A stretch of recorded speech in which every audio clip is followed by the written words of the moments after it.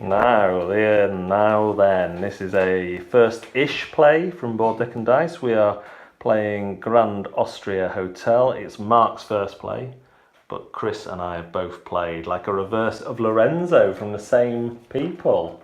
That was a first-ish play. In Grand Austria Hotel, you're trying to fill your hotel full of guests. Guests come into the cafe first, and when you've fed them, they then enter the room. To get more guests, you have to pay for them, which seems unfair. But filling out certain groups in your hotel will get you bonuses like this. There's a really clever way of choosing your actions. Basically, you roll and assign dice to these, and however many dice are under it is how many of that action you get to take, or a discount for that action. And then you take one of those dice, and so the action is worsened for everyone else, if that's a word. You also have something similar to Lorenzo. This track can have positive or negative effects like the church track in Lorenzo, and there are scoring opportunities once you hit certain things. So you're going to be getting food to feed guests, to fill your rooms, employing staff as well, which help. I've got some doozies of staff in here. On board with it so far, Mark? Yeah, I think this will take getting used to, but I'm there. Yeah, it's fairly straightforward after a round. There's a nice kind of system as well. So you take these tiles. So I will play first and last. Chris will play second and penultimate, and Mark will play 2 in a row in the middle. So you kind of get that. Do you put the dice on there when you use them? Yeah. You enjoyed it last time, didn't you? Yeah, hopefully I won't get spanked quite as hard as last time. You did get spanked. I mean, it was one of the worst spankings I've seen outside of Russian railroads on Board Game Arena. So when you fill up your hotel, you must go adjacent with your hotel rooms. You need to put 3 on, mate, and pay for them if you go up. And but when you fill them up, it doesn't matter. And can it be any colour? You have to start in the bottom left, but you could go, in theory. But that one's free. All the bottom row are free. So if you went red, blue, red across the bottom, they'd all be free. Open. Yeah. So we're going to give it a go, see how we get on, and come back at the end, as per usual. So Mark. Yes. Was it your first time, Mark? Yes. What about playing the game? What?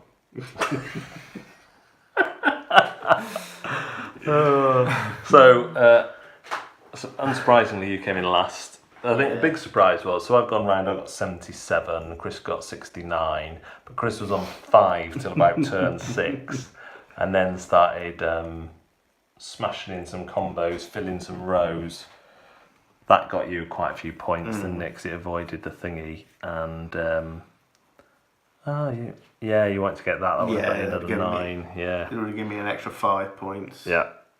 Actually, that would have won me the game. If I'd had enough money to buy that one. Although if I'd have had one more money, I'd have put something else in as well, that last card. Yeah. So it's like, but I got this really nice combo of staff. So every time I picked a 3 or a 4 from about the third round, I was getting 6 or 7 points. So sometimes the reason my hotel isn't quite as full is I was just like, I'll just take a 3 or a 4. Yeah. Why not? So, I love the dice selection in this. I think that's a really neat mechanic. Punishment track, the Emperor's track was much more of a factor in this 3-player game than when we played 2-player. It seemed very difficult to move up it. I don't know why. Yeah, I guess we didn't roll a lot of 4s. For some reason. 4s didn't come out, and then 6s we'd both spent up, so we couldn't even use the 6s. Yeah. And it's like, I had a power that let me use the 6 for free. Yeah, that was one good. Extra. I think that is a dilemma, is when to put which staff out, and that's a nice dilemma to have. But I got some good end scoring from it. I got 9 on that one, didn't I? And I could pay 1 to mitigate the bad. Although you got 20 from your hotel rooms, didn't you, at the end game? Yeah. So I mean, it was my early lead that kind of saved me. I didn't score. If you think, comparatively speaking, I was round here halfway through the game. Yeah. And I only really got to here, and it was just the end game scoring that took me round. So I kind of did the reverse of you. I jumped out and then slowed right down, and you kind of accelerated, and Mark just plodded along like he normally does. So we like the game. Mark, what do you think? It was pretty good, yeah. Yeah, it was quite. I think this is quite good, but almost just slightly too look based. I think. Like, Okay. If you've got the money, you get the mitigation though. Yeah. Just there were a few rounds where I couldn't get any blacks because there just weren't any twos. Like 3 rounds, I had the same customer, and I just couldn't do anything about it because I couldn't even. You're bad at planning. Well, but you can only even play. You can only even pay 1 to do that, which doesn't get you a black. Yeah, but you had your 6 power you could spam. Yeah, but only after I'd already got rid of that customer because I'd done it then. Well, you should have played it earlier. I didn't get it earlier. I only got the card in my hand. Oh, did after. you? Ah, Yeah. okay. It wasn't your starting one. No, so that was. Yeah, I mean. Oh no! Wait, no, I did have that from the start. I did, yeah. I would have used that a lot more to hammer cash because money seems to be really difficult to get hold of. If you don't roll fours. our these politics cards, I mean, we all said that is going to be the only one we get because I never went above 10. 6 groups and then 20. I've never seen. Above 10. Well, 10 was what we started with. We started on 10 and I think we And again, stayed below 10. If the 4s had come out, I think if we'd had a couple of rounds of 5 4s or something, I'd have probably smashed that. But then I might have gone on here. I might have gone partially on the Emperor's track because you're just so scared of the negative things here. I'll tell you what other card you had that you should have won, Mark. You could use 6s whenever you want without cost. Yeah. Plus 1 die. So that's like a saving of 2 when we're having to spend 2 money to do the same. And you could pay 1 money to avoid any penalties on those. Yeah, I had -7, didn't I, at one point? Yeah, you had -7.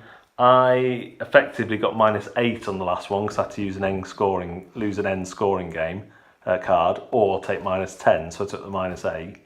I should have got that out earlier. I didn't realise what it meant. Yeah. I didn't realise how good it was early on. So how does it compare for you to Lorenzo? Because it's the same designers. I think I can't remember. I think I grasped Lorenzo a bit easier. I think. Really? Maybe. I think because it's more traditional, just word placement in a way. Like.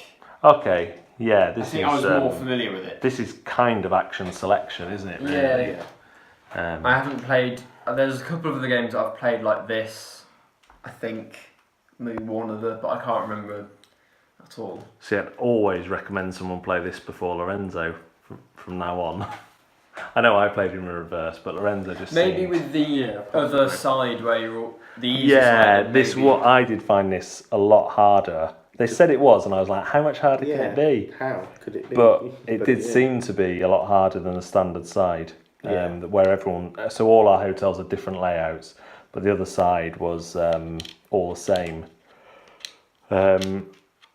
Which seems like it should be harder because you'd be fighting for the same cards, depending on how you build, I guess. Yeah. But yeah, I found, because you're setting off 2 engines in Lorenzo, you've got the extra cost. Again, money's hard to come by. I think the church track is more punishing than the Emperor track because it affects you for the rest of the game. I seem to be able to get higher up on that though. Yeah, I seem to always be able to get even just to where I needed to be. There is more options for moving up the church track in Lorenzo, but it is at the sacrifice of something else unless you've got it in your engine. I think maybe because Lorenzo isn't really. I mean, these cards are only coming out now. Look, we didn't have a lot of these hotel cards. And I like the variation because from when we played last time, there are so many staff cards that came out this time that we didn't see last time. Yeah. I mean, we didn't see any permanent powers, did we? No. Last time at all. And even the diners as well. There were a lot of different ones are there. And we still got a hefty pack left. These 2 came out last time, didn't they? Yeah. So yeah. The thing with this, I think, because there's so much variety in the staff cards and stuff, I know now that I could have played it much better, but that's only with the cards I had. So next time I'd have different cards probably, and I'd have to work out how to play them again. So it'd be sort of like doing it all again. I think that's why I'm not as good at this kind of game. So there's so much variety that I can't build any kind of a strategy, even sort of a vague one. Yeah, I mean, my strategy came because of the staff cards I got right from the start. Yeah. I mean, if I'd had, I suppose, even if I'd had different dice ones, I'd have played them all. But the fact that this one did both the other ones that I had just gave me, extra points. And like, whereas 4 points, you might think, but when it's 6 every time and 7 every time, that's all right. Especially in a 3-player game where we got twice as far around the track in the 2-player game, didn't we? You did, yeah. So yeah, cool. Anyway, I really like this one. It's a keeper for me. Intimidation factor, I would say, is definitely middling. I don't think it's as intimidating as Lorenzo. I think there's more iconography in Lorenzo. I think it weighs in slightly lighter than Lorenzo. I could see myself teaching Anna this.